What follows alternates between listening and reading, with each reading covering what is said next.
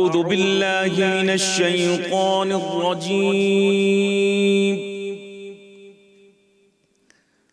بسم الله الرحمن الرحيم.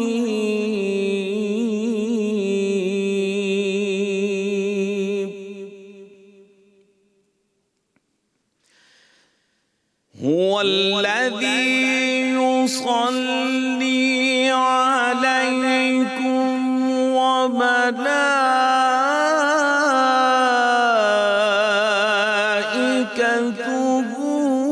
ليخرجكم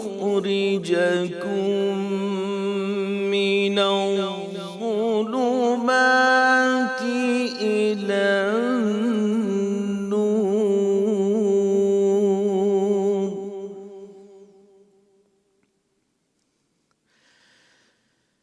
هو الذي يصلي عليكم وملائكته ليخرجكم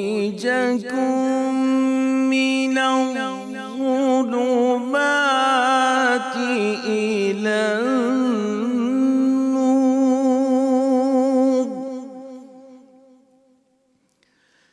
وكان بالمؤمنين رحيما.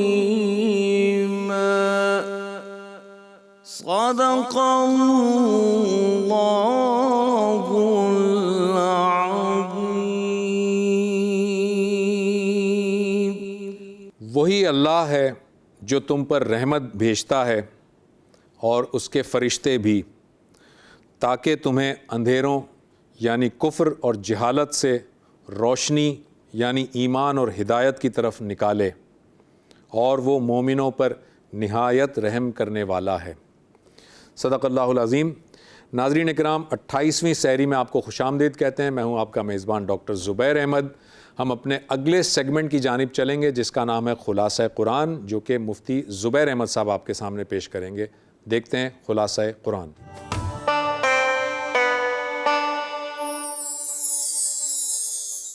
نحمدہ ونصلی علی رسولہ الکریم، اما بعد۔ پارہ نمبر 28 کا مختصر اور منتخب خلاصہ یہ ہے کہ ابتدا میں اللہ رب العزت نے ارشاد فرمایا قد سمع اللہ قول التی تجادلک فی زوجہا وتشتکی الی اللہ الآیہ۔ ان آیات کا مختصر پس منظر یہ ہے کہ ایک صحابی حضرت اوس بن صامت رضی اللہ تعالی عنہ نے اپنی اہلیہ، اپنی زوجہ حضرت خولہ بنت ثعلبہ سے زہار کا معاملہ کیا تھا۔ ابھی تک شریعت اسلامیہ میں قرآن کریم میں زہار کا حکم نازل نہیں ہوا تھا۔ یہاں ضمناً یہ بات سمجھ لینی چاہیے کہ زہار کا مطلب یہ ہوتا ہے کہ کوئی شوہر اپنی بیوی کو یہ کہے کہ تم میرے لیے ماں اور بہن جیسی ہو، اس طرح کے الفاظ اگر استعمال کر لے تو اس سے زہار ہو جاتا ہے۔ اب معاملہ یہ ہوا کہ حضرت خولہ بنت ثعلبہ رضی اللہ عنہا آپ صلی اللہ علیہ وسلم کے پاس آئیں اور کہا کہ میرے لیے کیا حکم ہے۔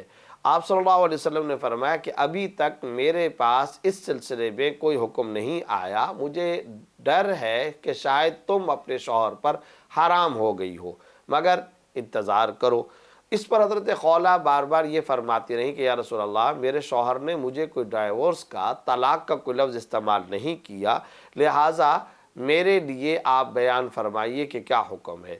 بعد میں چل کر اللہ رب العزت نے زہار کے بارے میں ان آیات کے اندر حکم نازل فرما دیا، اور اس کا حاصل اور خلاصہ یہ ہے کہ زہار کا پہلے کفارہ ادا کیا جائے، پھر کفارہ ادا کرنے کے بعد میاں بیوی کا تعلق قائم ہو سکتا ہے۔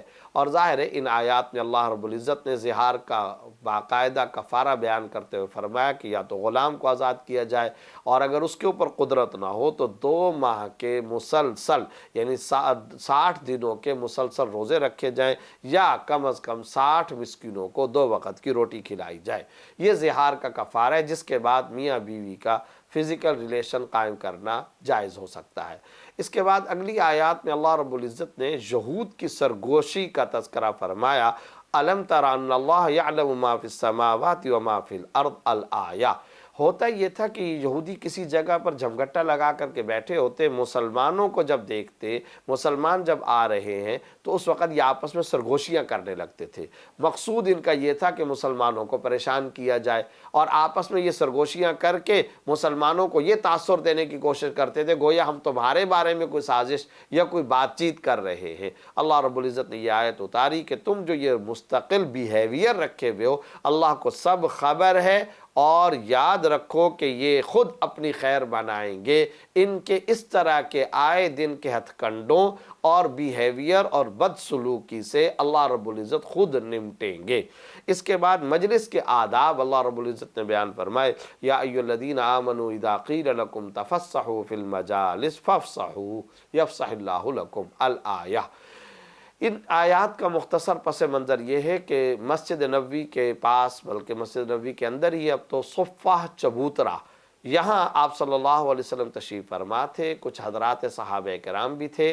बदरी सहाबा यानी अकाबिर सहाबा, आप सब जानते हैं कि बदरी सहाबा वो सहाबा हैं कि जिनको अल्लाह ने दीगर सहाबा किराम के मुकाबले में एज़ाज़, फ़जीलत और इकराम के दर्जाए बुलंद से नवाजा है। उनका बड़ा मकाम है, बड़ा रुतबा है, और अल्लाह रब्बुल इज़्ज़त ने, आप सल्लल्लाहु अलैहि वसल्लम ने उनके गैर मामूली फ़ज़ाइल कुरान और सुन्नत के अंदर बयान फरमाए हैं। अब सुफ़्फ़ा चबूतरे पर सहाबे किराम के साथ आप सल्लल्लाहु अलैहि वसल्लम तशरीफ़ फरमा है कि बदरी सहाबा अकाबिर तशरीफ़ ले आए। आप सल्लल्लाहु अलैहि वसल्लम ने कुछ लोगों को वहाँ से उठने का हुक्म दिया कि तुम कुछ उठ जाओ। अब ऐसे मौका पर मुनाफिकीन तंज करने लगे, और तंज करके ये कहने लगे कि देखो मजलिस से उठाया जा रहा है। तो अल्लाह रब्बुल इज़्ज़त ने यह आयत उतारी कि जब कहा जाए उठ जाओ तो उठ जाना चाहिए। इससे ये बात भी पता चली कि आप सल्लल्लाहु अलैहि वसल्लम के ज़हन मुबारक पर ज़र्रा बराबर कोई तशवीश और तकलीफ़ का मामला नहीं होना चाहिए। आप सल्लल्लाहु अलैहि वसल्लम ने जब फरमाया मजलिस से उठ जाओ तो उठ जाना चाहिए, वुसअत पैदा कर लो तो वुसअत पैदा कर लेनी चाहिए। अल्लाह रब्बुल इज़्ज़त आप सल्लल्लाहु अलैहि वसल्लम के लिहाज, पास और मुरव्वत से मुताल्लिक़ क्या खूबसूरत और आला तरीन अहकाम नाज़िल फरमा रहे हैं। उसके बाद आगे, या अय्युहल्लज़ीना आमनू इज़ा नाजयतुमुर रसूल फ़क़द्दिमू बैना यदै नजवाकुम सदाक़ा। होता ये था कि तन्हाई का, मुलाकात का कुछ लोग वक़्त आप सल्लल्लाहु अलैहि वसल्लम से ले लेते थे, फिर उसका बहुत ज़्यादा खूब फ़ायदा उठाते, ज़्यादा देर तक बैठे रहते, बातचीत करते। अब अल्लाह रब्बुल इज़्ज़त ने हुक्म नाज़िल फरमाया कि जब किसी को संजीदगी के साथ मुलाकात करनी हो तो वो पहले सदका करे, सदका करे, फिर आप सल्लल्लाहु अलैहि वसल्लम की मजलिस में आए। जब और मकसद ये था इस हुक्म के नाजिल करने से ताकि लोग मोहतात हो जाएं और लोग बिला वजह की तकलीफ़ में आप सल्लल्लाहु अलैहि वसल्लम को मुब्तला ना करें। जब लोग मोहतात हो गए तो फिर अगली आयत में इस हुक्म को मनसूख कर दिया गया। उसके बाद हिज़्बुल्लाह की कामयाबी, यानी जो अल्लाह की जमात है, ला तजिदु कौमन युमिनून बिल्लाहि वल यौमिल आखिर युवाद्दून मन हाद्दल्लाह व रसूलहु अल आया। इसमें अल्लाह रब्बुल इज़्ज़त ने ईमान वालों की ख़ास अलामत और निशानी और शान ये बयान फरमाई कि ये जो अहले ईमान हैं ये उन लोगों से कभी प्यार नहीं कर सकते जो लोग अल्लाह और उसके रसूल के मुखालिफ हैं। जो अल्लाह और उसके रसूल के मुखालिफ हैं, ये मुसलमान, ये मोमिन, ये अहले ईमान उनसे कभी भी मोहब्बत की पींगे नहीं बढ़ा सकते। चुनाचे हज़रत अबू बकर सिद्दीक़ रज़ियल्लाहु ताला अन्हु का ये वाक़या कुतुब अहादीस में मशहूर और मारूफ़ है कि इनके वालिद अबू क़हाफ़ा कबूल इस्लाम से पहले, जब तक इन्होंने इस्लाम कबूल नहीं किया था, उन्होंने एक मरतबा नबी सल्लल्लाहु अलैहि वसल्लम के बारे में कोई नाजेबा बात कह दी थी। तो हज़रत अबू बकर रज़ियल्लाहु ताला ने अपने वालिद को खड़े होकर थप्पड़ रसीद कर दिया था। ये क्यों? इसलिए कि कुरान की आयत क्या बता रही है, अल्लाह और उसके रसूल मुक़द्दम हैं, उन्हें तरजीह होगी। बाकी नसबी ताल्लुक़, रिश्तेदारी के ताल्लुक़, कम्युनिटी, बिरादरी, कौम, कबीला, आइज़ा, अक़रीबा, ये सब ताल्लुक़ बाद में है। खुद हदीस में आप सल्लल्लाहु अलैहि वसल्लम ने फरमाया, ला युमिनु अहदुकुम हत्ता अकूना अहब्बा इलैहि बिवालिदिही व वलदिही वन्नासी अजमईन। तो में से कोई आदमी कामिल दर्जे का उस वक़्त तक मुसलमान नहीं हो सकता जब तक कि मैं उसकी नज़र में, اس کے والد، اس کی آل اولاد اور تمام دنیا کے لوگوں سے زیادہ محبوب و حبیب نہ ہو جاؤں، جب تک وہ مجھ سے سب سے زیادہ محبت نہ کرنے لگ جائے۔ میں عام طور پر کہا کرتا ہوں جو خدا کا وفادار نہیں، جو خدا کے حبیب و محبوب کا وفادار نہیں، وہ مخلوق کا بھی وفادار نہیں ہو سکتا۔ مخلوق کا وفادار وہی ہو سکتا ہے جو پہلے اللہ اور اس کے حبیب و محبوب صلی اللہ علیہ وسلم کا وفادار ہوگا۔ تو اس آیت میں یہ بتایا گیا کہ کوئی اہل ایمان ایسے آدمی سے محبت نہیں کر سکتا جو آدمی اللہ اور اس کے رسول کی مخالفت کرتا ہو۔ اس کے بعد اسی حزب اللہ ایسے اہل ایمان والوں کے لیے دو انعامات کا تذکرہ اللہ رب العزت نے فرمایا۔ ایک تو ان کو نور ایمان دیا جائے گا، ایمان کی روشنی کے ساتھ یہ دنیا میں جئیں گے، اور دوسرا آخرت میں جنت کی نعمتیں اور خدا کی رضا کا سرٹیفکیٹ ان کو دیا جائے گا۔ یہ انعامات حزب اللہ یعنی ایسے اہل ایمان والوں کے لیے ہے جو ایمان کو، اللہ کو، اس کے رسول صلی اللہ علیہ وسلم کو دنیا کی تمام کے تمام رشتے ناتوں اور چیزوں پر ترجیح دیتے اور مقدم رکھتے ہیں۔ اس کے بعد آگے اللہ رب العزت نے سورہ حشر کا آغاز فرمایا۔ اس سورت کی دوسری آیت میں حشر کا لفظ تھا، اس کا معنی ہوتا ہے نکالنا، جلا وطنی۔ اس مناسبت سے اس سورت کو سورہ حشر کہا گیا۔ وَالَّذِي أَخْرَجَ الَّذِينَ كَفَرُوا مِنْ أَهْلِ الْكِتَابِ مِنْ دِيَارِهِمْ لِأَوَّلِ الْحَشْرِ الآیہ۔ اس میں بنو نذیر کا ایک واقعہ بیان کیا گیا ہے۔ جب رسول اللہ صلی اللہ علیہ وسلم مکہ سے مدینہ تشریف لائے تو مدینہ کے یہودیوں سے معاہدہ کیا، اور ون پوائنٹ ایجنڈا تھا کہ مدینہ کا دفاع کیا جائے گا، اور اگر مدینہ کے باہر کے لوگ مدینہ پر حملہ آور ہوں گے تو مل کر دفاع کریں گے۔ پھر اس یہودی قبیلہ، ایک یہودی قبیلہ بنو نذیر کے پاس آپ صلی اللہ علیہ وسلم باقاعدہ شرائط معاہدہ کا ایگریمنٹ لکھنے کے لیے خود تشریف لے گئے۔ جب وہاں تشریف لے گئے تو ان یہود نے، جن کی پہلے سے عادت سازشی ذہنیت کی ہے، منافقت کی ہے، سازشیں کرتے ہیں، پیٹھ پیچھے چھرا گھونپنے کی عادت، تو ان یہودیوں نے یہ سازش نعوذ باللہ رچا لی کہ جب معاہدہ لکھنے کے لیے آپ صلی اللہ علیہ وسلم آئیں گے تو ہم اوپر سے ایک بڑی چٹان نبی صلی اللہ علیہ وسلم پر نعوذ باللہ گرا دیں گے، اور جب وہ چٹان گرے گی تو نعوذ باللہ آپ صلی اللہ علیہ وسلم کو شہید کر دیا جائے گا۔ اللہ نے آپ صلی اللہ علیہ وسلم کو وحی کے ذریعے سے پہلے سے خبردار فرما دیا۔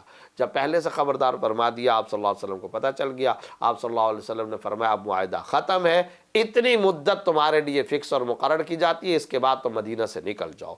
یہودیوں نے منافقین سے، جو وہاں پر منافقین بستے تھے، ان سے مشورہ کیا تو منافقین نے کہا کہ نہیں، تم یہیں پر ڈٹے رہنا، تم اس مدت کے بعد جو نبی صلی اللہ علیہ وسلم نے تم کو یہاں سے نکلنے کی مدت مقرر کر دی، اس کے بعد بھی یہیں پر رہو۔ چنانچہ یہ وہیں پر رہے۔ مسلمانوں نے، آپ صلی اللہ علیہ وسلم نے اور صحابہ کرام نے پھر ان یہودیوں کا باقاعدہ محاصرہ کیا۔ بالآخر یہ بنو نذیر ہتھیار ڈال کر یہاں سے نکلے اور ان کو نکالا گیا، یہاں سے ہتھیار پھینک کر کے یہ باقاعدہ مدینہ سے نکل گئے۔ یہ ان کی پہلی جلاوطنی تھی، اور یاد رکھنا چاہیے تاریخی طور پر ان کی پھر دوسری جلاوطنی حضرت عمر فاروق اعظم کے دور کے اندر ہوئی ہے، اور اس وقت جزیرہ عرب سے ان کو نکال دیا گیا تھا۔ یہ ان کی دنیاوی سزا تھی۔ وَلَعَذَابُ الْآخِرَةِ أَشَدُّ، آخرت کا عذاب تو اور زیادہ سخت ہوتا ہے۔ آگے چل کر کے ما افا اللہ علی رسول من اہل القرى، جو مال، جو زمینیں یہودیوں نے چھوڑی تھی، چونکہ وہ بغیر جنگ کے مسلمانوں کے ہاتھ لگی تھی، تو اس کو قرآن کریم کی اصطلاح میں اللہ کے اسلوب کے اندر مال فے کہا جاتا ہے۔ یہ جو یہودی بغیر جنگ کے اپنا مال چھوڑ کر کے چلے گئے تھے، جو زمینیں چھوڑ کر کے گئے تھے، اب اللہ رب العزت نے ما افا اللہ علی رسول ہی کے ماتحت اس کے مصارف بیان کیے کہ اب یہ زمینیں، ان کی آمدنی نبی صلی اللہ علیہ وسلم، ان کے قرابت دار، یتیم، مسکین اور مسافروں پر یہ آمدنی خرچ کی جائے گی۔ یہ مال فے کے مصارف ہیں، جیسے مال غنیمت کے مصارف ہوتے ہیں، مال زکوٰۃ کے مصارف ہوتے ہیں، اسی طرح سے مال فے کے مصارف ہوتے ہیں، جن کو اللہ رب العزت نے ان آیات کے اندر بیان فرمایا۔ اس کے بعد آگے چل کر والذین تبوؤا الدار والایمان من قبلہم یحبون من ہاجر الیہم، الآیہ کے ماتحت انصار مدینہ کی ایک خاص کیفیت اور شان کو بیان کیا۔ مہاجرین مکہ سے آئے تھے اور مدینہ کے انصاری صحابہ نے ان کا اکرام کیا، نبی کے حکم پر مواخات کا رشتہ قائم کیا گیا، اور ان کے ساتھ انصاری، مدنی، صحابہ، مقامی، لوکل حضرات، باشندوں نے آنے والے مہاجرین صحابہ کی اتنی عزت و توقیر کی، اتنا اکرام کیا، کیوں؟ نبی کے حکم پر یہ وطن اور جگہ گھر بار چھوڑ کر کے آئے تھے، اور یہاں آ کر کے آپ صلی اللہ علیہ وسلم کے حکم پر انہوں نے باقاعدہ طور پر انصاری صحابہ نے اتنا اکرام کیا کہ ایک صحابی حضرت ابو طلحہ انصاری رضی اللہ تعالیٰ نبی کے حکم پر کچھ مہاجر مہمانوں کو گھر لے کر کے گئے، لیکن ان کو خطرہ ہوا کہ شاید کھانا کم پڑ جائے گا۔ انہوں نے باقاعدہ طور پر یہ کام کیا کہ کھانا کے آغاز میں ہی چراغ کو گل کر دیا، چراغ بند کر دیا، تاکہ ان کو محسوس نہ ہو کہ ہم نہیں کھا رہے، یہ مہمان زیادہ کھانا کھا لے۔ مہمانوں کا اتنا ادب اور اتنا زیادہ احترام کیا گیا، تو اللہ رب العزت نے ایسے انصاری صحابہ کی یہاں فضیلت بیان کی۔ اس کے بعد کمثل الذین من قبلہم قریبا ذاقوا وبال امر ولہم عذاب علیم۔ یہود کا ایک اور قبیلہ تھا جس کا نام تھا بنو قینقاع، انہوں نے بھی پہلے معاہدہ کیا اور پھر انہوں نے جنگ کی، انہیں بھی شکست ہوئی، یہ بھی مدینہ سے نکالے گئے اور نکل گئے۔ پھر اس سورہ حشر کے آخر کے اندر اللہ رب العزت نے هو اللہ الذی لا الہ الا هو الملک القدوس السلام المؤمن المہیمن العزیز الجبار المتکبر، اللہ رب العزت کے کیا خوبصورت اسماء حسنہ کا تذکرہ فرمایا، اور پھر عقیدہ توحید کو ایک مرتبہ دوبارہ یہاں تازہ اور بیان کیا گیا۔ یاد رکھنا چاہیے اللہ رب العزت کے 99 نام ہیں، اور ان اسماء حسنہ کی خاص اور غیر معمولی فضیلت ہے۔ اس کے بعد سورہ ممتحنہ کا آغاز ہو رہا ہے۔ ممتحنہ کا معنی ہوتا ہے امتحان لینے والی۔ دراصل اس صورت کے اندر ان عورتوں کے ایمان کی جانچ پڑتال اور امتحان لینے کا حکم دیا گیا جو عورتیں مکہ سے ہجرت کر کے مدینہ تشریفہ آئی تھیں۔ اس مناسبت سے اس صورت کا نام سورہ ممتحنہ رکھا گیا۔ ابتدا میں اللہ رب العزت نے یہ حکم ارشاد فرمایا کہ دشمن خدا سے اور اے اہل ایمان جو تمہارے بھی دشمن ہیں ان سے کسی قسم کی محبت اور دوستی جائز نہیں۔ چنانچہ فرمایا یا ایھا الذین آمنوا لا تتخذوا عدوی وعدوکم اولیاء الآیہ۔ ان آیات کا مختصر پس منظر یہ کہ جب کفار نے صلح حدیبیہ کے بعد معاہدہ حدیبیہ کی عہد شکنی کی، یعنی اس معاہدے کو توڑا، تو باقاعدہ نبی صلی اللہ علیہ وسلم نے مکہ مکرمہ میں ان کفار قریش کو یہ اطلاع بھجوا دی کہ اب یہ معاہدہ باقی نہیں رہا، چونکہ تم لوگوں نے معاہدے کو توڑا ہے لہٰذا اب یہ معاہدہ ختم ہو گیا۔ پھر مدینہ میں رہتے ہوئے آپ صلی اللہ علیہ وسلم نے مکہ پر حملے کی تیاری شروع کر دی۔ اس دوران میں مکہ مکرمہ کی ایک خاتون جس کا نام تھا سارہ نام کی عورت مدینہ آئی۔ جب یہ واپس جانے لگی تو حضرت حاطب بن ابی بلتع رضی اللہ تعالیٰ نے اس کے ہاتھوں قریش کے نام پر ایک باقاعدہ خط بھیجا۔ اس خط کے اندر یہ لکھا کہ نبی صلی اللہ علیہ وسلم مکہ پر حملے کا ارادہ کر چکے ہیں۔ حضرت حاطب مخلص مسلمان تھے، انہوں نے یہ کام اس لیے کیا کہ دراصل مکہ میں حضرت حاطب رضی اللہ تعالیٰ عنہ کے بیوی بچے اہل خانہ مقیم تھے، تو حضرت حاطب نے سوچا کہ میں قریش پر ایک احسان کا معاملہ کر دوں۔ اس پر یہ آیت نازل ہوئی جس میں اللہ رب العزت یہ ارشاد فرما رہے ہیں کہ میرے اور اپنے دشمنوں کو کبھی بھی دوست نہ بناؤ اور ان کی طرف کبھی کوئی پیغام محبت نہ بھیجو۔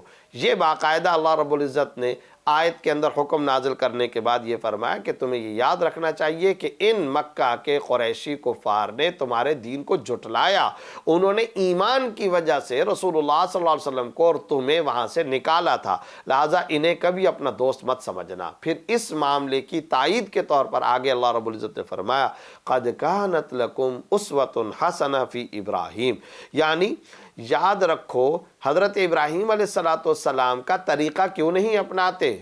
اس طریقہ کار میں تمہارے لیے نمونہ عمل موجود ہے کہ ابراہیم علیہ السلام نے ایمان نہ لانے کی وجہ سے، شرک پر کاربند رہنے کی وجہ سے اپنے والد سے برات کی تھی، اپنے رشتہ داروں سے برات کا معاملہ کیا اور برات کر کے ان سے علیحدگی کا معاملہ اختیار کیا، تو تمہیں چاہیے کہ تم بھی اسی طرح سے کرو۔ اس کے بعد آگے اللہ رب العزت نے فرمایا یا ایھا الذین آمنوا اذا جاءکم المؤمنات مہاجرات فامتحنوہن۔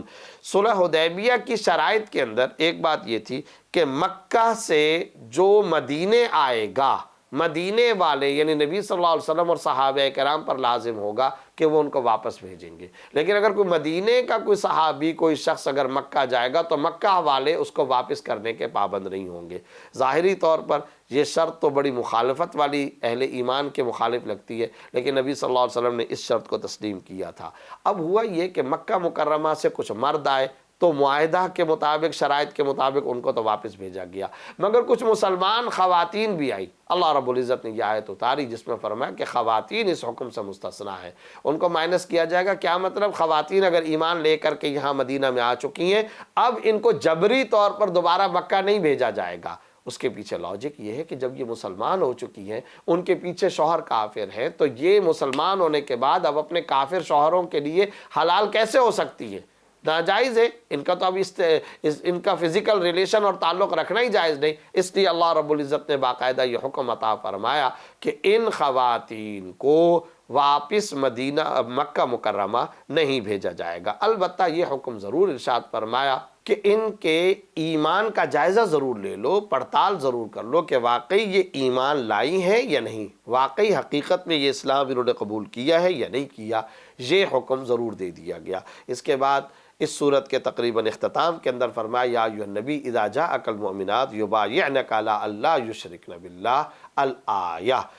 پہلے ان خواتین کا جو مکہ سے مدینہ آئی تھی ان کے ایمان کی جانچ پڑتال کا حکم دیا گیا، پھر اللہ رب العزت نے یہ بات بھی ارشاد فرمائی کہ اہل ایمان خواتین جب اے محمد صلی اللہ علیہ وسلم آپ کے پاس آتی ہیں، بیعت کرتی ہیں، تو آپ ان سے بیعت کر لیں، اور بیعت کے الفاظ بھی اللہ رب العزت نے بیان فرما دیے کہ یہ خواتین آپ سے وعدہ کریں، بیعت کریں کہ وہ شرک نہیں کریں گی، زنا نہیں کریں گی، ناحق اولاد کو قتل نہیں کریں گی، اسی طریقے سے یہ کسی پر بہتان نہیں باندھیں گی، الزام تراشی نہیں کریں گی، نیکی کا حکم مانیں گی۔ جب یہ بیعت کر لیں تو اللہ رب العزت نے فرمایا آپ صلی اللہ علیہ وسلم سے کہ آپ ان کے لیے دعا فرمائیے، اللہ معاف فرمانے والا ہے۔ آگے سورہ صف کا آغاز ہو رہا ہے۔ صف کا معنی ہوتا ہے قطار باندھنا۔ اللہ رب العزت نے اس صورت کے اندر مؤمنین کی صفات بیان کرتے ہوئے یا ایھا الذین آمنوا لم تقولون ما لا تفعلون، اے ایمان والو تم کیوں وہ بات کہتے ہو جو تم کرتے نہیں ہو۔ ان آیات کا مختصر بیک گراؤنڈ اور پس منظر یہ ہے کہ دراصل کچھ صحابہ کرام نے یہ بات کہی کہ اگر ہمیں پتہ چل جائے فلانا عمل اللہ کو بہت زیادہ محبوب ہے تو ہم اس عمل کے لیے اپنی جانیں نثار کر دیں گے۔ اس پر یہ آیت نازل ہوئی کہ کسی بھی مسلمان کے لیے یہ شایان شان نہیں ہے کہ وہ کوئی ایسا بڑا کلیم اور دعویٰ کرے کہ جو وہ کر نہ رہا ہو، نمبر ایک۔ نمبر دو بات یہ کہ اگر کوئی کام کرنے کا ارادہ کرے تو اس پر انشاءاللہ کہہ دینا چاہیے۔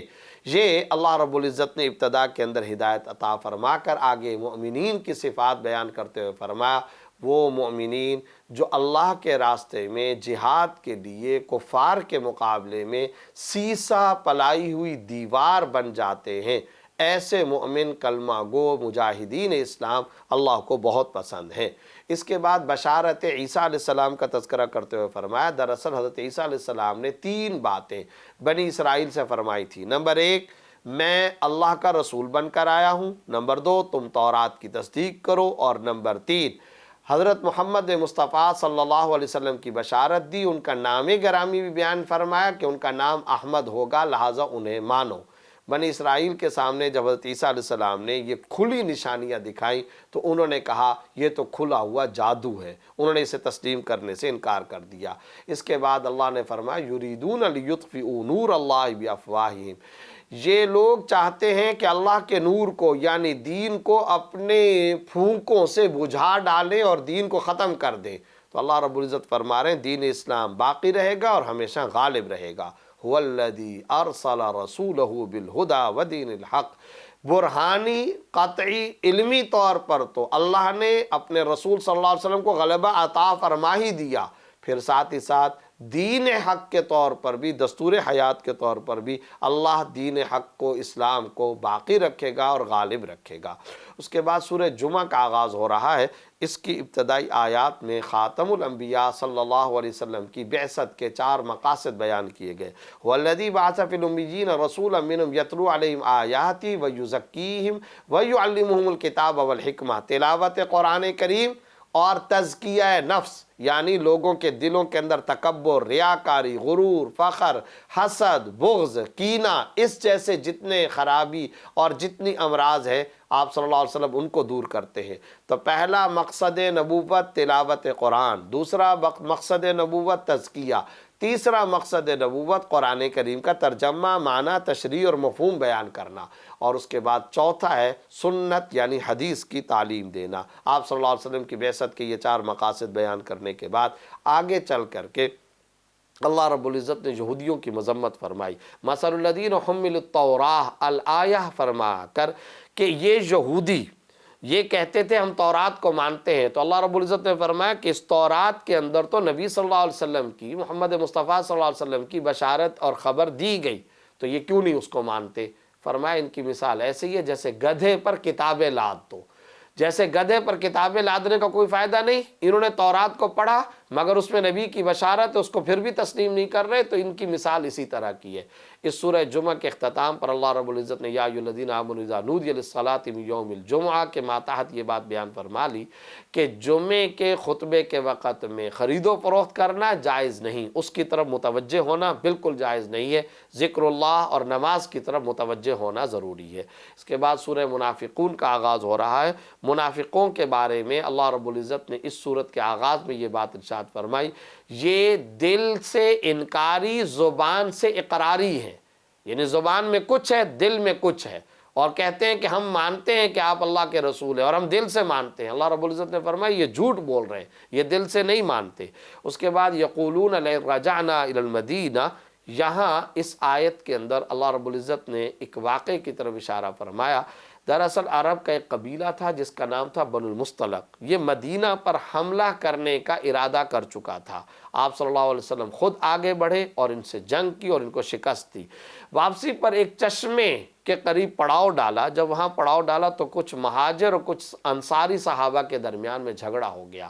عبداللہ ابن ابی ابن سلول رئیس المنافقین، جو کہ منافقوں کا سربراہ تھا، اس نے اپنے مدینہ کے باشندے جو انصاری حضرات تھے ان کو کہا کہ مہاجرین کو اتنا زیادہ سر پر نہ چڑھاؤ کہ یاد اٹھانے لگ جائیں، اور پھر کہا جب ہم مدینہ میں جائیں گے تو عزت والے لوگ ذلیل لوگوں کو باہر نکال دیں گے، یعنی ہم انصاری مدنی لوگ ان مہاجرین کو باہر نکال دیں گے۔ حضرت زید بن ارقم نے یہ بات آپ صلی اللہ علیہ وسلم کو بتائی۔ آپ صلی اللہ علیہ وسلم نے عبداللہ ابن ابی سے پوچھا، عبداللہ ابن ابی نے منافقت کرنے کی وجہ سے انکار کیا۔ آپ صلی اللہ علیہ وسلم جب مدینہ آئے تو مدینہ پہنچے نہیں تھے کہ اللہ نے یہ آیت اتار دی اور عبداللہ ابن ابی ابن سلول کی بات واضح فرما دی، اور زید بن ارقم کی تصدیق کر دی کہ عبداللہ ابن ابی ابن سلول نے یہ بکواس کی تھی اور یہ بات کہی تھی کہ ہم مہاجرین کو نعوذ باللہ ذلیل سمجھتے اور ہم ان کو نکال دیں گے۔ اللہ رب العزت نے فرمایا عزت اللہ کے لیے ہے، رسول کے لیے، صحابہ کے لیے۔ منافق کی عزت بھی نہیں ہوتی اور منافق کی منافقت کی عمر بھی نہیں ہوتی۔ اس کے بعد سورہ تغابن کا آغاز ہو رہا ہے۔ تغابن کا معنی ہوتا ہے ہار جیت کا دن، قیامت کا دن۔ اس دن کفار گویا ہار جائیں گے اور مسلمان گویا کہ جیت جائیں گے۔ جب مسلمان جنت کے اندر جا رہے ہوں گے تو کفار کو جہنم کے عذاب کے علاوہ ایک اور عذاب بھی ملے گا، اور وہ حسرت کا عذاب، پچھتاوے کا عذاب۔ اس کے بعد اللہ رب العزت نے فرمایا کہ وہ تمہاری بیویاں اور بچے جو دین کی راہ میں رکاوٹ ہوں تو یاد رکھو وہ حقیقت میں تمہارے دشمن ہوتے ہیں۔ اس کے بعد سورہ طلاق کا آغاز ہو رہا ہے، اور اس سورت کے اندر اللہ نے میاں بیوی کو تقوی کا حکم دیا، اشارہ اس بات کی طرف کر دیا کہ جب تک تقوی، خشیت خداوندی، خوف خدا نہ ہو اس وقت تک میاں بیوی کے حقوق ادا نہیں ہو سکتے۔ اور پھر ساتھ میں طلاق کے احکام بھی بیان فرمائے۔ اگر طلاق، پہلی بات تو یہ کہ یہ خانوادہ، ایک فیملی، یہ ایک انسٹیٹیوٹ ہے، کسی صورت طلاق نہ دی جائے۔ ایک حدیث کے اندر آتا ہے جب کوئی بلا وجہ اپنی بیوی کو طلاق دیتا ہے عرش الرحمن بھی ہل جاتا ہے۔ کبھی بھی اس خاندان کو، اس فیملی سسٹم کو، اس خانوادے کو توڑنا نہیں چاہیے، اور اگر کبھی طلاق کی نوبت پیش آئے تو طلاق رجعی دی جائے، تاکہ اگر دوبارہ پچھتائیں اور میاں بیوی اکٹھے، دونوں میاں بیوی کی حیثیت سے اکٹھے رہنا چاہیں تو رہ سکنے کا راستہ ہو۔ اور اگر طلاق دینی پڑے تو مینسز کے ایام میں نہیں بلکہ پاکی کے ایام میں طلاق دی جائے، جس کے اندر فزیکل ریلیشن نہ قائم ہو، تاکہ عورت کی پریگننسی کی وجہ سے اس کی عدت زیادہ لمبی نہ ہو جائے۔ یہ احکام اللہ نے سورہ طلاق کے اندر بیان فرمائے۔ اس کے بعد سورہ تحریم، جس میں ازواج مطہرات کے پاس جا کر شہد پینے کا ایک واقعہ اللہ نے ذکر فرمایا، اور اس سورہ تحریم کے آخر میں فرمایا یا ایھا الذین آمنوا توبوا الی اللہ توبۃ نصوحا، اے ایمان والو توبہ کرو اور خالص اور سچی توبہ۔ حضرت علی نے فرمایا یہ خالص اور سچی توبہ کون سی ہوتی ہے؟ گناہ جو کیا ہے اس کے اوپر ندامت ہو، اور ہمیشہ کے لیے اس گناہ کے قریب نہ جانے کا پختہ عزم ہو۔ کوئی فرض چھوڑا ہے تو اس کی قضا کی جائے، کسی سے مال لوٹا ہے تو مال کو واپس کیا جائے، زیادتی کی ہے تو اس کی معافی طلب کی جائے، اور آئندہ نہ کرنے کا پختہ ارادہ کیا جائے، تو اس کے نتیجے میں اللہ جنت اور اس کی نہریں اور انعامات خداوندی کی بارش عطا فرمائیں گے۔ ماضی پر ندامت، حال میں اس گناہ کو ترک کیا ہوا ہے، آئندہ نہ کرنے کا پختہ عزم ہو، اس کو توبہ نصوحہ کہا جاتا ہے۔ اللہ اس خالص توبہ کی ہم سب کو توفیق عطا فرمائے۔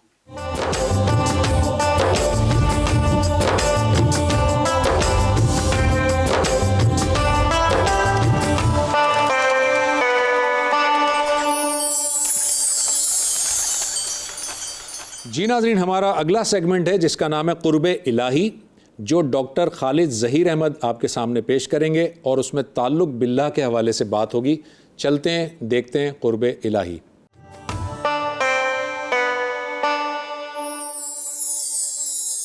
بسم اللہ الرحمن الرحیم۔ السلام علیکم۔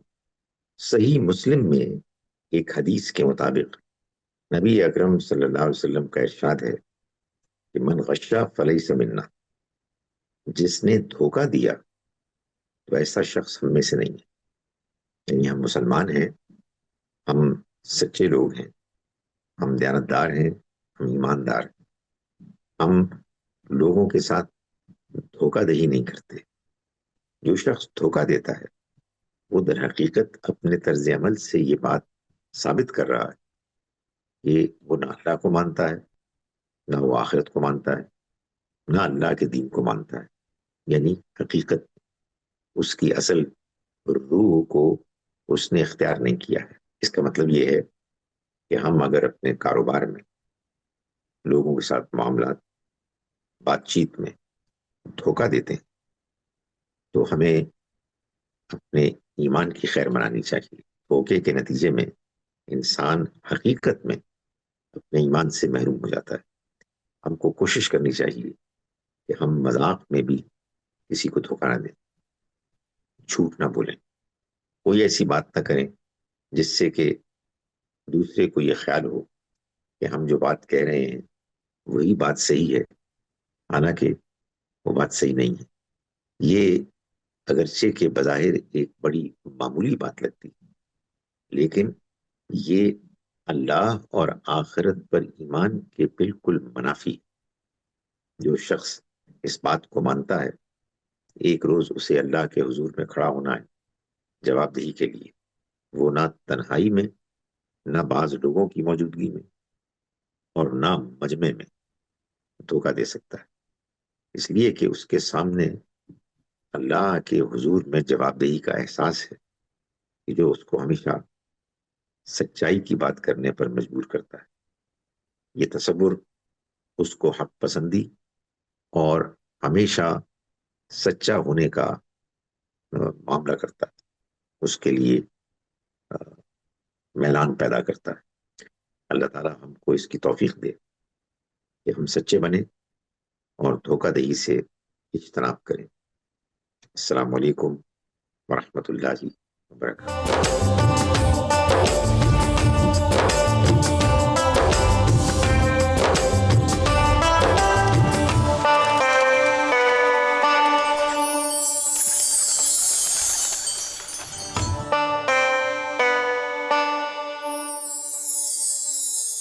ناظرین، آپ کو قصص الانبیاء میں خوش آمدید کہتے ہیں۔ آج 28ویں سحری ہے اور آج ہم نبی اکرم صلی اللہ علیہ وآلہ وسلم کی سیرت کا دوسرا حصہ آپ کے سامنے رکھنے جا رہے ہیں۔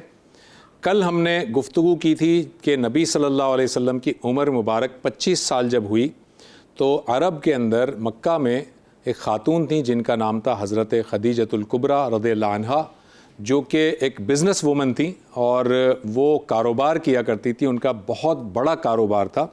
انہوں نے نبی صلی اللہ علیہ وسلم کی امانت کو دیکھا، آپ کی صداقت کو دیکھا، کیونکہ آپ پورے عرب کے اندر صادق اور امین کے لقب سے مشہور تھے۔ تو حضرت خدیجہ رضی اللہ عنہا نے آپ کو اپنا سامان تجارت دیا اور آپ کو ریپرزنٹیٹیو بنایا کہ آپ میری جانب سے یہ سامان شام کے علاقے میں لے جائیے اور تجارت کی غرض سے وہاں پر اسے فروخت کیجئے اور پھر واپس آئیے۔ آپ کے ساتھ ساتھ حضرت خدیجہ نے اپنا ایک غلام جس کا نام میسرہ تھا وہ بھی آپ کے ساتھ روانہ کر دیا۔ اب آپ صلی اللہ علیہ وآلہ وسلم میسرہ کے ساتھ حضرت خدیجہ کا سامان تجارت لے کر شام کی جانب روانہ ہوئے۔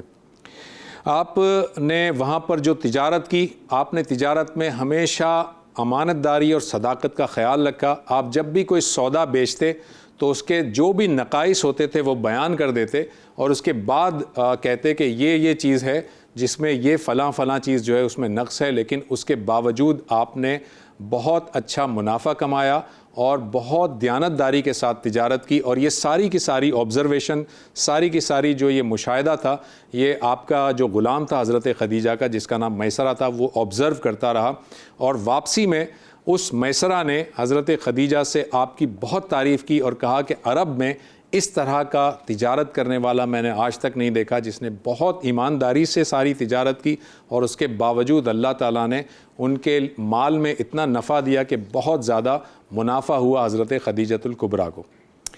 حضرت خدیجہ ویسے ہی پہلے سے متاثر تھیں نبی صلی اللہ علیہ وسلم سے، لیکن جب آپ نے تجارت کی یہ روداد سنی تو اور زیادہ متاثر ہوئیں، اور آپ نے نبی صلی اللہ علیہ وسلم کو نکاح کا پیغام بھیجا۔ اس وقت نبی صلی اللہ علیہ وسلم کی عمر مبارک 25 برس تھی، جبکہ حضرت خدیجۃ الکبریٰ رضی اللہ عنہا جو کہ بیوہ تھیں ان کی جو عمر مبارک تھی وہ 40 سال تھی۔ آپ نے وہ پیغام جب سنا تو آپ نے اپنے چچا حضرت ابو طالب سے مشورہ کیا، اور حضرت ابو طالب کی رضامندی سے آپ نے جو ہے اس نکاح کے لیے حامی بھری، اور آپ کا نکاح یعنی نبی صلی اللہ علیہ وسلم کا نکاح حضرت خدیجۃ الکبریٰ سے حضرت ابو طالب نے پڑھایا۔ آپ صلی اللہ علیہ وسلم کی زندگی میں آنے والی یہ پہلی خاتون تھیں، اور یہ جب تک آپ کی شریک حیات رہیں تب تک آپ نے کوئی اور دوسری شادی نہیں کی۔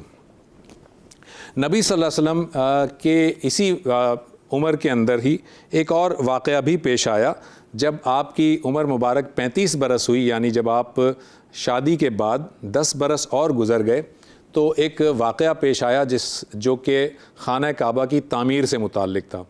خانہ کعبہ جو کہ حضرت ابراہیم علیہ السلام نے بنایا تھا، اور وہ مختلف سالوں سے سینکڑوں جو صدیاں یہ جو سال گزر گئے ان کے اندر سے ان کے حوادث سے ہوتے ہوتے خانہ کعبہ کی دیواریں کافی کمزور ہو گئی تھیں، اور خانہ کعبہ جو ہے وہ جگہ جگہ سے ٹوٹ پھوٹ کا شکار تھا۔ چنانچہ سارے قریش کے سردار ملے اور انہوں نے طے کیا کہ خانہ کعبہ کو پوری طرح سے منہدم کر دیا جائے اور اسے دوبارہ سے تعمیر کیا جائے۔ لہٰذا آپ کو یاد ہوگا میں نے آپ کو کہا تھا کہ حضرت آدم علیہ السلام نے جب خانہ کعبہ تعمیر کیا تھا تو وہ اسکوائر شیپ میں نہیں تھا، ریکٹینگل تھا، یعنی اس کی 2 دیواریں بڑی تھیں اور 2 دیواریں چھوٹی تھیں۔ یہ جو پکچر آپ دیکھ رہے ہیں ناظرین، یہ ایک ماڈل ہے۔ ماڈل کا مطلب یہ ایسے ہی بنا دیا گیا ہے جو کہ میوزیم میں رکھا ہوا ہے۔ یہ ہے خانہ کعبہ کا وہ ماڈل جو کہ ایکچوئل حالت میں تھا۔ اس میں آپ دیکھ سکتے ہیں کہ اس کی 2 دیواریں لمبائی کے لحاظ سے بڑی ہیں اور 2 دیواریں چھوٹی ہیں، اور یہ خانہ کعبہ آپ کو ریکٹینگل شکل میں نظر آ رہا ہے۔ تو قریش کے پاس یہ خانہ کعبہ اسی حالت میں موجود تھا، لیکن اس کی دیواریں ٹوٹ گئی تھیں۔ سارے قریش نے مل کر فیصلہ کیا کہ اس کو دوبارہ سے تعمیر کرتے ہیں، لہٰذا اس خانہ کعبہ کو منہدم کر دیا گیا۔ جب منہدم کر دیا گیا تو قریش کے سرداروں نے یہ فیصلہ کیا کہ خانہ کعبہ چونکہ اللہ کا گھر ہے، لہٰذا سارے لوگ مل کر اس میں مال دیں، یعنی کنٹریبیوٹ کریں، یعنی فنڈنگ کریں، لیکن سب نے یہ طے کیا کہ اس مال میں کوئی حرام کا مال نہیں ہونا چاہیے، کوئی سود کا مال نہیں ہونا چاہیے، کوئی جوئے کا مال نہیں ہونا چاہیے، کوئی اور دیگر جو اس طرح کی ایکٹیویٹی وہ لوگ کیا کرتے تھے۔ انہوں نے سب نے یہ طے کیا کہ جو حلال کا پیسہ ہوگا صرف وہ شامل کیا جائے گا، اور حلال کے پیسوں سے ہی یہ عمارت تعمیر کی جائے گی۔ لہٰذا جب سارے لوگوں نے اپنے پیسے جمع کیے اور ان پیسوں کو جب کیلکولیٹ کیا گیا تو وہ پیسے کم پڑ گئے، یعنی حلال ویسے تو ان کے پاس پیسے بہت تھے، لیکن چونکہ طے ہوا تھا کہ حلال کے پیسے سے یہ عمارت تعمیر کی جائے گی، وہ پیسے کم پڑ گئے۔ لہٰذا ان قریش کے لوگوں نے یہ طے کیا کہ خانہ کعبہ کی یہ جو 2 بڑی دیواریں ہیں ان کو چھوٹا کر دیتے ہیں اور باقی کی 2 دیواروں جتنا کر دیتے ہیں، اور باقی کا جو حصہ رہ جائے گا اس بڑی دیوار کو چونکہ چھوڑ دیں گے ہم، تو باقی کا جو حصہ رہ جائے گا وہاں پر ہم ایک نشان لگا لیتے ہیں، اور جب اللہ تعالیٰ دوبارہ پیسے دے گا، حلال میں سے پیسے دے گا، تو خانہ کعبہ کی یہ دیوار کو بڑا کر لیں گے۔ لہٰذا خانہ کعبہ جو کہ ریکٹینگل شکل میں تھا وہ چوکور شکل میں ہو گیا، اور جتنا حصہ اس کا چھوڑ دیا گیا اس پہ پتھر لگا کر نشان لگا دیے گئے، اور آج خانہ کعبہ اسی طرح اسکوائر شیپ میں موجود ہے،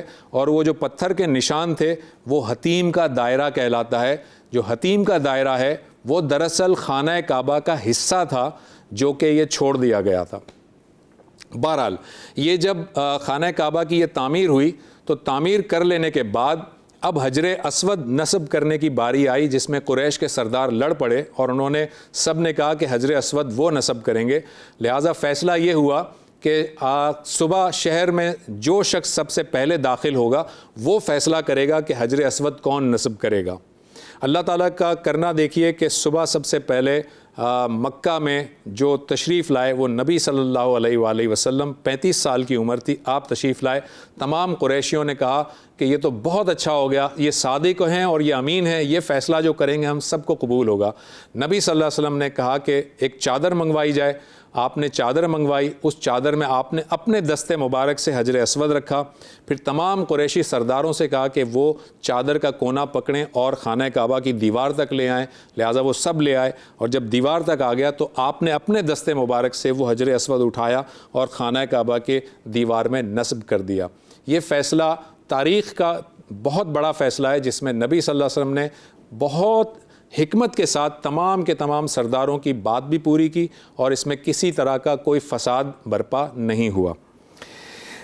یہ جو آپ کو پکچر نظر آ رہی ہے ناظرین، یہ وہ ہے جو خانہ کعبہ کا کونا ہے جہاں پر حجر اسود نصب ہے، اور یہ حجر اسود کی تاریخ میں اس سے پہلے حضرت آدم علیہ السلام کے واقعے میں بیان کر چکا ہوں۔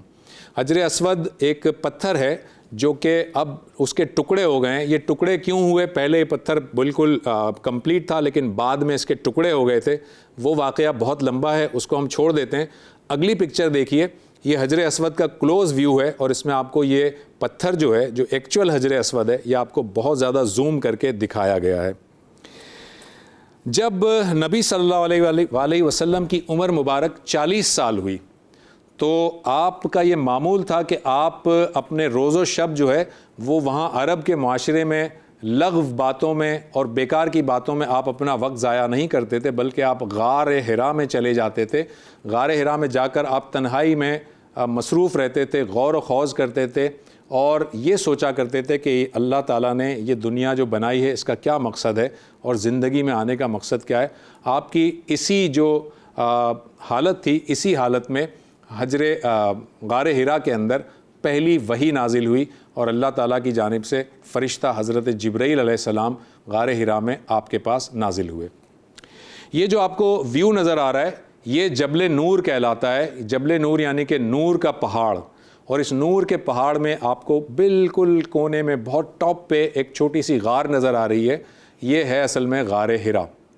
یہ اس کا دوسرا ویو دیکھیے، غار حرا کا یہ ایک طرح سے دروازہ ہے، دہانہ ہے اس کا، اور یہ اس کی تیسری پکچر دیکھیے جہاں پر زائرین غار حرا کو وزٹ کرتے ہیں، اور اس کے بعد یہ چوتھی پکچر ہے، یہ بھی زائرین کے وزٹ کا معاملہ ہے۔ تو بہرحال غار حرا میں سب سے پہلی وحی آپ پر نازل ہوئی جب آپ کی عمر مبارک 40 سال تھی۔ یہ پہلی وحی جو آپ کے اوپر نازل ہوئی، آپ اس پہلی وحی کو جو کہ اقرا بسم ربک الذی خلق خلق الانسان من علق اقرا وربک الاکرم الذی علم بالقلم علم الانسان ما لم یعلم، یہ 5 آیات ہیں جو سورہ علق کی آیات بتائی جاتی ہیں کہ یہ 5 آیات سب سے پہلے نازل ہوئیں۔ جب یہ آیات نازل ہوئیں تو آپ وہاں سے غار حرا سے آئے اپنے گھر میں، اور آپ کے ماتھے پر پسینہ آیا ہوا تھا، اور آپ نے حضرت خدیجہ رضی اللہ عنہا سے کہا کہ مجھے اڑا دو، اور حضرت خدیجہ نے آپ کو کمبل اڑا دیا، اور پھر جب آپ سے دریافت کیا تو آپ نے یہ پورا واقعہ بتایا۔ حضرت خدیجہ رضی اللہ عنہا نے کہا کہ آپ مت گھبرائیے، اور آپ کو وہ ایک راہب کے پاس لے گئیں جن کا نام تھا ورقہ بن نوفل۔ ورقہ بن نوفل جو ہے وہ عیسائی مذہب کے راہب تھے، اور ورقہ بن نوفل نے جب آپ سے ملاقات کی اور آپ نے وہ پورا واقعہ بیان کیا تو ورقہ بن نوفل نے کہا کہ جو آپ کے پاس آیا تھا یہ تو وہی ناموس ہے جو موسیٰ کے پاس آیا کرتا تھا. یعنی ورقہ بن نوفل پہچان گئے کہ آپ کے پاس حضرت جبرائیل آئے تھے، اور ورقہ بن نوفل نے کہا کہ آپ اللہ کے پیغمبر ہیں اور ان قریب آپ کو آپ کی قوم نکال دے گی، مکہ سے نکال دے گی. نبی صلی اللہ علیہ وسلم بہت حیران ہوئے کہ میری قوم کے لوگ تو مجھے بہت پسند کرتے ہیں، وہ تو میری بڑی عزت کرتے ہیں، وہ تو مجھے صادق اور امین کہتے ہیں، وہ کیسے نکال دیں گے؟ تو ورقہ بن نوفل نے کہا کہ آپ کے ساتھ ایسا ہی ہوگا، اور پیغمبروں کے ساتھ ایسا ہی ہوتا رہا ہے. آپ کے اعلان نبوت سے پہلے ہی ورقہ بن نوفل کا انتقال ہو گیا. بہرحال یہ نبی صلی اللہ علیہ وسلم جو ہے ان کو اللہ تعالیٰ نے نبوت سے جب سرفراز فرمایا، یعنی 40 برس کی عمر تھی آپ کی، اس کے بعد آپ کو اللہ تعالیٰ نے حکم دیا کہ سب سے پہلے آپ پس پردہ تبلیغ کیجئے، یعنی اعلانیہ تبلیغ نہ کیجئے بلکہ دوستوں میں جو قریبی لوگ ہیں، قریبی رشتہ دار ہیں، ان تک آپ اللہ کا پیغام پہنچائیں. لہٰذا آپ نے 3 سال تک جو ہے وہ خفیہ تبلیغ کی، اعلانیہ تبلیغ نہیں کی، اور اس 3 سالوں کے عرصے میں 40 افراد جو ہے وہ آپ پر ایمان لائے. جو سب سے ابتدائی جو لوگ تھے، 4 لوگ جو آپ پر ایمان لائے، ان میں حضرت خدیجۃ الکبریٰ رضی اللہ عنہا، حضرت ابو بکر صدیق رضی اللہ عنہ، حضرت علی رضی اللہ تعالی عنہ، اور آپ کے آزاد کردہ غلام حضرت زید بن حارثہ رضی اللہ عنہ. یہ 4 افراد سب سے پہلے ایمان لائے، لیکن ان 3 سالوں میں تقریباً کوئی 40 افراد آپ پر ایمان لائے. اور اس کے بعد اللہ تعالیٰ نے آپ کو 3 سال کے بعد یہ حکم دیا کہ اب آپ علل اعلان دعوت کا آغاز کیجئے، تبلیغ کیجئے. لہٰذا آپ نے علل اعلان دعوت کا آغاز کیا. یہ پکچر ناظرین آپ دیکھیے، یہ پکچر خانہ کعبہ کی جو نیچے جو بیس ہے اس میں آپ کو سرخ پتھر کے نشان نظر آ رہے ہیں. اس کے بارے میں بتایا یہ جاتا ہے کہ یہ وہ جگہ ہے جہاں پر حضرت جبرائیل علیہ السلام تشریف لائے تھے، اور انہوں نے آپ کی امامت کی تھی، اور آپ کو نماز کے اراکین یہاں پر آپ کو جو ہے وہ تعلیم دیے تھے. یعنی حضرت جبرائیل علیہ السلام نے یہاں پر نماز ادا کی تھی اور آپ نے ان کی امامت میں نماز پڑھی تھی. اور حضرت جبرائیل علیہ السلام نے 5 نمازیں کا اول وقت میں پہلے ادا کی، اور پھر 5 نمازیں آخر وقت میں ادا کی، اور آپ نے یہاں پر ان کی ابتدا میں نماز پڑھی تھی. یہ دوسری پکچر دیکھیے، یہ اسی نشان کے ساتھ ہے جس پہ دیکھیں مصلی جبریل لکھا ہوا ہے. یہ ایک تیسری پکچر آپ دیکھیے، یہ بھی وہی ہے. اور یہ چوتھی پکچر دیکھیے، یہ جو چوتھی پکچر ہے یہ مصلی جبریل کے ساتھ جو آج جو امام ہے خانہ کعبہ کا، وہ بھی یہیں پر کھڑا ہو کر نماز پڑھاتا ہے. بہرحال اللہ تعالیٰ نے جب آپ سے کہا کہ اب آپ علل اعلان تبلیغ کیجئے، تو آپ نے اپنے تمام رشتہ داروں کو ایک دعوت میں بلایا، اور وہاں پر آپ نے اللہ کا پیغام سنایا. آپ نے جب اللہ کا پیغام سنایا تو آپ کا جو سگا چچا تھا جس کا نام تھا ابو لہب، اس نے آپ کے ساتھ بہت زیادہ گستاخی کی، بہت توہین آمیز رویہ تھا. لیکن باقی کے جو رشتہ دار تھے وہ خاموش رہے. حضرت ابو طالب آپ کے ساتھ تھے، اور حضرت علی رضی اللہ تعالیٰ عنہ نے کھڑے ہو کر آپ کی نبوت کا اقرار کیا اور تصدیق کی. اس کے بعد آپ کوہ صفا پر چڑھ گئے، اور کوہ صفا پر آپ نے تمام مکہ والوں کو بلایا. ان کو کہا کہ اگر میں تمہیں یہ کہوں کہ پیچھے سے ایک لشکر آ رہا ہے جو کہ تمہارے اوپر حملہ آور ہونا چاہتا ہے، تو کیا تم میری بات مانو گے؟ تو تمام لوگوں نے کہا کہ ہم آپ کی بات بالکل مانیں گے، کیونکہ آپ صادق ہیں، آپ امین ہیں، آپ نے کبھی جھوٹ نہیں بولا. تو لہٰذا نبی صلی اللہ علیہ وسلم نے فرمایا تو میں تمہیں بتاتا ہوں کہ میں اللہ کا نبی ہوں، اور اللہ وحدہ لا شریک ہے، اس کی بندگی کرو، اس کی توحید کا اقرار کرو، اور میری رسالت پر ایمان لے آؤ. لیکن یہ سننا تھا کہ وہی قریش جو تھوڑی دیر پہلے آپ کو صادق اور امین کہہ رہے تھے، انہوں نے آپ کے ساتھ گستاخی کی، اور تقریباً سارے کے سارے لوگ جو ہے انہوں نے کفر کیا اور آپ کو جھٹلایا اور آپ کے انکاری ہو گئے. جب نبوت کا 4تھا سال شروع ہوا، یعنی جب 4 نبوی کا یہ دور ہوا، تو مسلمانوں پر قریشیوں نے بہت زیادہ مظالم ڈھائے تھے.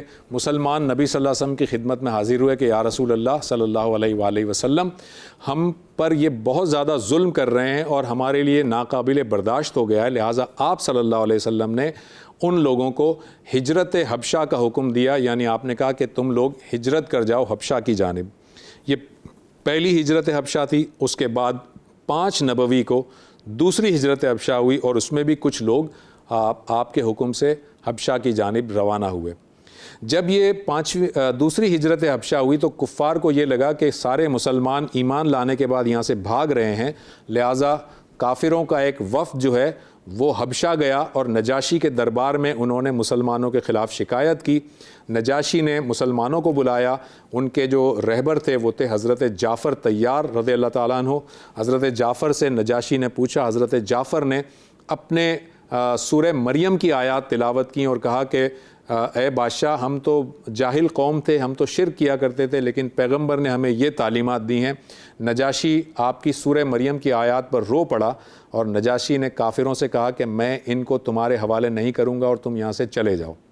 لہٰذا وہ کافر جو ہے وہ بے مراد ہو کر وہاں سے لوٹے اور بہت زیادہ غصے میں تھے۔ اس کے بعد سن 6 نبوی میں نبی صلی اللہ علیہ وسلم کے لیے اور مسلمانوں کے لیے 2 خوشخبریاں ایک ساتھ آئیں۔ حضرت حمزہ جو آپ کے چچا ہیں، سگے چچا، وہ ایمان لے آئے، اور حضرت عمر فاروق رضی اللہ تعالیٰ عنہ بھی ایمان لے آئے۔ جب یہ 2 لوگ ایمان لے آئے تو یہ 2 لوگ عرب کے اندر بڑے شجاع اور بڑے دلیر مشہور تھے۔ حضرت عمر رضی اللہ تعالیٰ عنہ جب ایمان لے آئے تو انہوں نے کہا کہ یا رسول اللہ، ہم حق پر ہیں یا نہیں؟ تو آپ نے فرمایا ہم بالکل حق پر ہیں۔ تو حضرت عمر نے کہا اگر ہم حق پر ہیں تو ہم اب چھپ کر عبادت نہیں کریں گے، بلکہ علل اعلان خانہ کعبہ میں جا کر ہم نماز ادا کریں گے۔ اور آپ کی وجہ سے مسلمان جو ہے انہوں نے خانہ کعبہ میں نماز ادا کی، اور اس وقت حضرت عمر رضی اللہ تعالیٰ عنہ نے اعلان کیا، قریشیوں کو کہا کہ تم میں سے کون ہے جو اپنی بیوی کو بیوہ کرنا چاہتا ہے تو وہ سامنے آئے اور میرا مقابلہ کرے۔ حضرت عمر کا غصہ، حضرت عمر کا روب اور دبدبہ اتنا زیادہ تھا کہ قریشیوں کی مجال نہیں ہوئی کہ وہ بیچ میں کچھ آتے اور مسلمانوں کے خلاف کوئی رکاوٹ پیدا کرتے۔ بہرحال یہ معاملہ چلتا رہا اور جو قریش تھے ان کی گستاخیاں بڑھتی رہیں، اور وہ حضرت ابو طالب کے پاس آتے رہے اور ان سے کہتے رہے کہ اپنے بھتیجے کو سنبھال لیجئے، ورنہ ہم آپ کو بھی جو ہے وہ نقصان پہنچائیں گے اور آپ کے بھتیجے کو بھی نقصان ہوگا۔ لیکن نبی صلی اللہ علیہ وسلم نے اپنے چچا سے کہا کہ چچا جان، اگر یہ لوگ میرے ایک ہاتھ میں سورج اور دوسرے ہاتھ میں چاند بھی رکھ دیں تب بھی میں اپنی دعوت سے باز نہیں آؤں گا۔ لہٰذا نبوت کا جب 7واں سال ہوا تو قریش کے لوگوں نے آپس میں مشورہ کیا کہ تمام کے تمام مسلمانوں کا بائیکاٹ کیا جائے، ان کے ساتھ کوئی ڈیلنگ نہ کی جائے، ان کے ساتھ کوئی سودا نہ کیا جائے، کوئی خرید و فروخت نہ کی جائے اور ان سے بات بھی نہ کی جائے۔ اور اس طرح سے یہ جو سوشل بائیکاٹ ہے یہ ایک جگہ پر مسلمان محصور ہو کر رہ گئے، اور جس گھاٹی میں یہ محصور ہو کر رہ گئے اسے شیب ابی طالب کہا جاتا ہے۔ اور یہ اتنا کٹھن معاملہ تھا، 3 سال تک سوشل بائیکاٹ کیا گیا۔ آپ کے مسلمانوں کے پاس کھانے کو کچھ نہیں ہوتا تھا، وہ درختوں کے پتے ابال کر کھاتے تھے اور جانور کی چمڑی، جانور کی کھال کھایا کرتے تھے، اور اکثر اوقات بھوکے رہتے تھے، اور یہ بہت سخت دن تھے۔ مگر ان سخت دنوں میں نبی صلی اللہ علیہ وسلم کے ساتھ ان کی زوجہ حضرت خدیجۃ الکبریٰ رضی اللہ عنہا اور حضرت ابو طالب جو ان کے چچا ہیں وہ ڈٹ کر کھڑے رہے، اور دیگر مسلمان بھی آپ کے ساتھ کھڑے رہے۔ یہ جو شیب ابی طالب ہے ناظرین، یہ شیب ابی طالب، یہ پکچر دیکھیں آپ، یہاں پر آپ کو خانہ کعبہ کا ٹاپ ویو دکھایا جا رہا ہے، اور آپ دیکھ سکتے ہیں کہ شیب ابی طالب جو آپ کو بائیں جانب جو ایک سرکل سا نظر آ رہا ہے، یہ وہ گھاٹی تھی جہاں پر مسلمان محصور ہو کر رہ گئے تھے اور ان کا بائیکاٹ کیا گیا تھا۔ اور آج یہ جو آپ کو ایک ٹنل سی نظر آ رہی ہے اگلی پکچر میں، یہ ٹنل آج جہاں بنی ہوئی ہے یہیں پر شیب ابی طالب ہوا کرتا تھا۔ خیر 10 نبوی میں، یعنی جب نبوت کا 10واں سال شروع ہوا تو یہ محاصرہ ختم ہو گیا، یعنی 3 سال تک بائیکاٹ جو تھا وہ ختم ہو گیا، اور ختم ہونے کے بعد نبی صلی اللہ علیہ وسلم کے لیے غم کا پہاڑ ٹوٹ پڑا، کیونکہ جیسے یہ محاصرہ ختم ہوا کچھ دنوں کے بعد حضرت ابو طالب اس دنیا سے رخصت ہو گئے، اور پھر ان کے کچھ دنوں کے بعد حضرت خدیجۃ الکبریٰ رضی اللہ عنہا بھی اس دنیا سے رخصت ہو گئیں۔ اور یہ سال جس میں کہ یہ 2 بڑی اہم شخصیات نبی صلی اللہ علیہ وسلم سے بچھڑ گئیں، یہ سال غم کا سال کہلاتا ہے، اسے عام الحزن کہتے ہیں۔ یہ جو پکچر آپ دیکھ رہے ہیں ناظرین، یہ حضرت خدیجۃ الکبریٰ رضی اللہ عنہا کا مقبرہ ہے جو مکہ میں موجود ہے۔ تھوڑے عرصے کے بعد آپ نے دوسرا نکاح کیا جو کہ حضرت سودا کے ساتھ آپ کا نکاح ہوا، اور حضرت سودا بھی بیوہ تھیں اور یہ آپ کی دوسری بیوی تھیں، مگر حضرت خدیجہ کی موجودگی میں آپ نے دوسرا نکاح کبھی نہیں کیا۔ اس کے بعد آپ طائف کی جانب جاتے ہیں، لیکن یہاں پر ہمارا وقت ختم ہوا چاہتا ہے۔ کل انشاءاللہ تعالی نبی صلی اللہ علیہ وسلم کی سیرت کا تیسرا حصہ آپ کے سامنے بیان کریں گے اور طائف کے واقعے سے شروع کریں گے۔ ایک چھوٹا سا وقفہ لیتے ہیں اور وقفے کے بعد دوبارہ حاضر ہوتے ہیں۔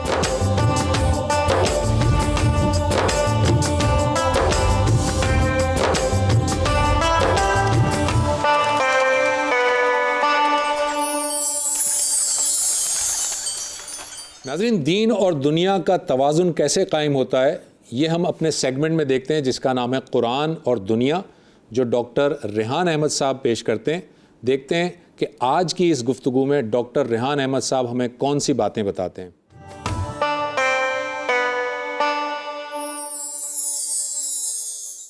بسم اللہ الرحمن الرحیم۔ ناظرین، انسان جب دنیا میں آتا ہے تو اس دنیا میں آنے کے بعد وہ بچپن، نوجوانی، جوانی اور پھر بڑھاپے کی حدود کو پہنچتا ہے۔ یہ بڑھاپا ایک مشکل وقت ہے۔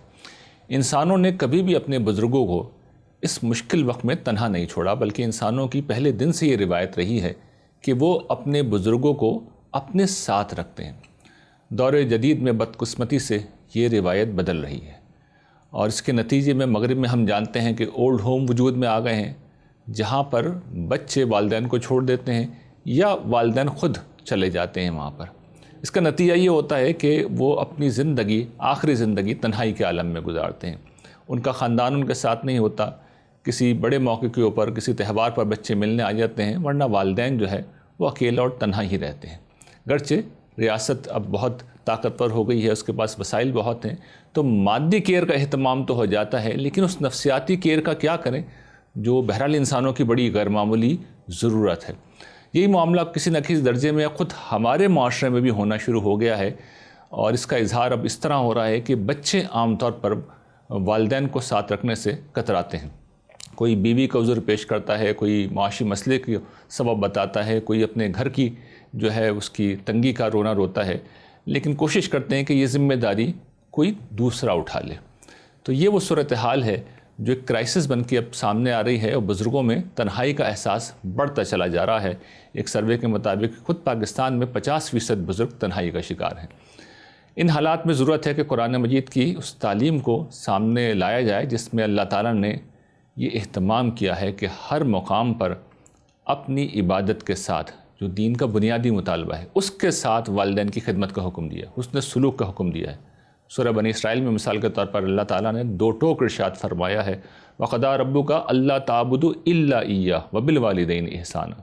تیرے رب نے یہ فیصلہ کر دیا ہے کہ تم اللہ کے سوا کسی کی عبادت نہیں کرو گے اور والدین کے ساتھ حسن سلوک کرو گے۔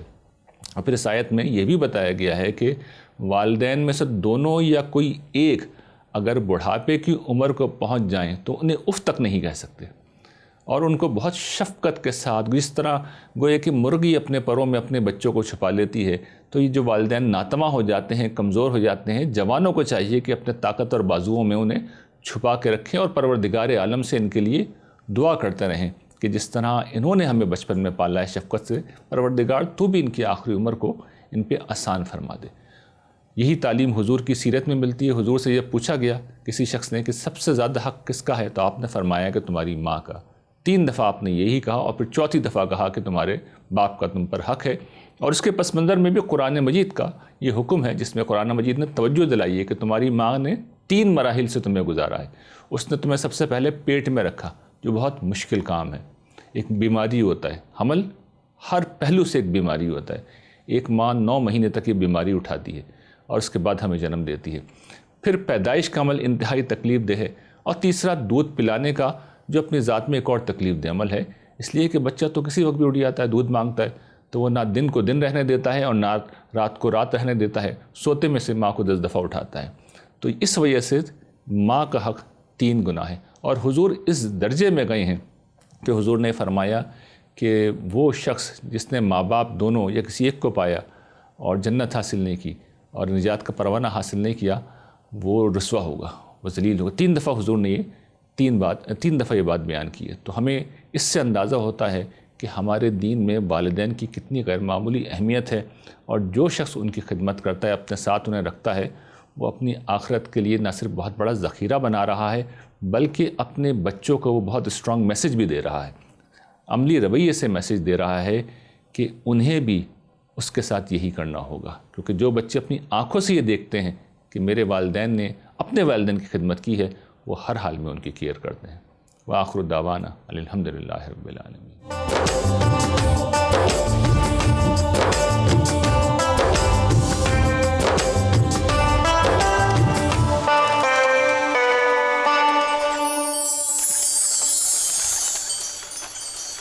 ناظرین، اب ہم چلتے ہیں شجاع الدین شیخ صاحب کی جانب، جو کہ پیغام رمضان ہمیں بتاتے ہیں اور ہر دن ایک نیا پیغام رمضان کا ہمیں بتاتے ہیں اور سناتے ہیں۔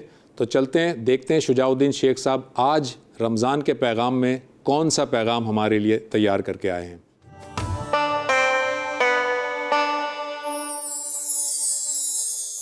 الحمد للہ رب العالمین والصلاة والسلام علی سید الانبیاء والمرسلین، اما بعد، اعوذ باللہ من الشیطان الرجیم، بسم اللہ الرحمن الرحیم۔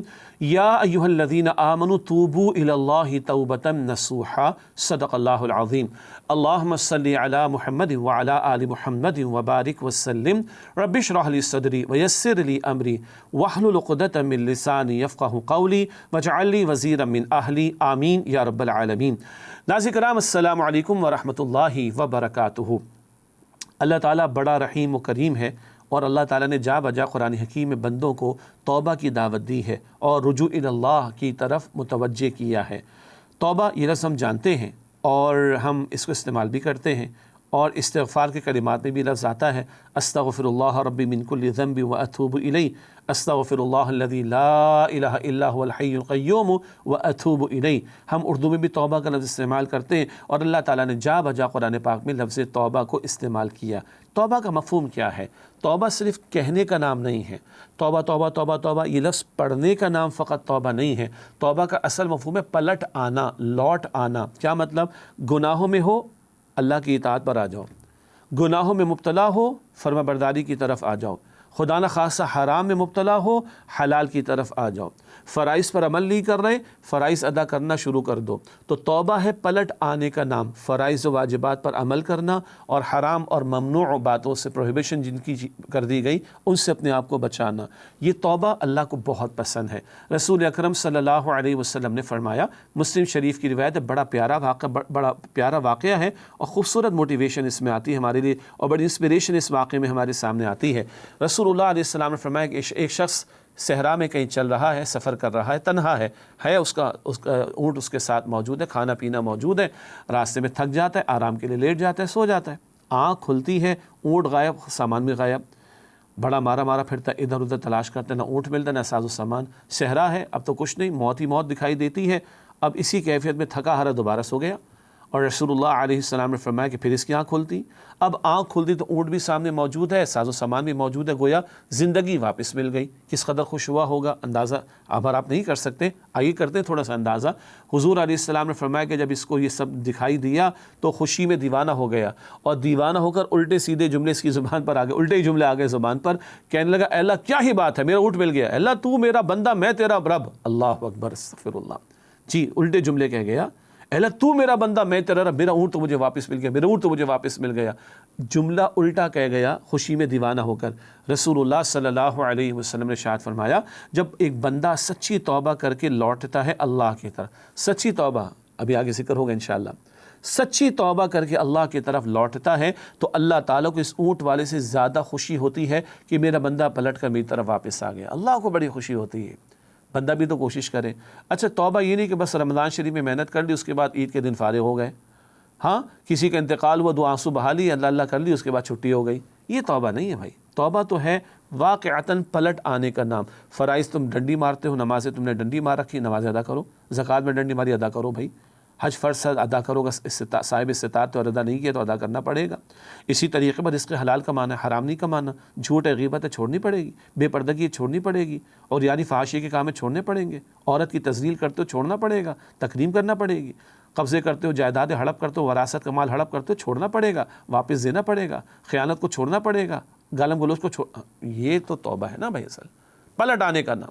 اچھا ایک ہے توبہ انفرادی طور پر، تو انفرادی توبہ کریں گے اللہ رحمت فرمائے گا انشاءاللہ۔ ایک اجتماعی توبہ بھی تو ہے۔ آج پاکستان کے حالات کیسے ہم سب کو پتہ ہے، لاکھوں لوگ باہر ہیں ملک سے، ہر تیسرا بندہ جانے کو تیار بیٹھا ہے کسی طرح نکل جاؤں پاکستان سے میں. ایسے ہی ہے کہ نہیں؟ معیشت کا بھٹا بیٹھا ہوا ہے, سیاست کا بیڑا غرق ہوا ہے, عدالت دبا دی گئی ہے, ہم سب کو پتہ ہے. آزاد فیصلے ہو رہے ہیں نہیں ہو رہے نا, ہم سب کو پتہ ہے. معیشت کا برا حال ہے ہمارا, آپس کی نفرتیں بڑھ گئی, تعصب بڑھ گئے, ہاں قتل و غارت گری بڑھ گئی, اور کس چیز کا میں رونا رہوں آپ کے سامنے. تو یہ جو اجتماعی مصائب ہے ہمارے اجتماعی گناہوں کی وجہ سے, تو توبہ بھی اجتماعی کرنا ہوگی. اور ہماری سب سے بڑی اجتماعی توبہ کیا ہے؟ ہم نبی علیہ السلام کے امتی ہیں, امت والا کام کرنا ہوگا. دعوت دین کا کام ہے, غلبہ دین کی جد و جہد کا کام ہے, شہادت کے فریضے کو انجام دینا, نیکی کا حکم دینا, بدی سے روکنا ہے.